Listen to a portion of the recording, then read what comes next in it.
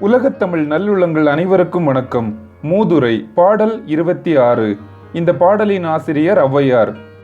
மூதுரை என்னும் சொல்லுக்கு மூத்தோர் கூறும் அறிவுரை என்பது பொருள். சிறந்த அறிவுகளை கூறுவதால் இந்நூல் மூதுரை என பெயர் பெற்றது. மன்னனும் மாசற கற்றோனும் சீர்தூக்கின் மன்னனின் கற்றோன் சிறப்புடையன். மன்னர்க்கு தன் தேசமல்லால் சிறப்பில்லை, கற்றோர்க்கு சென்ற இடமெல்லாம் சிறப்பு.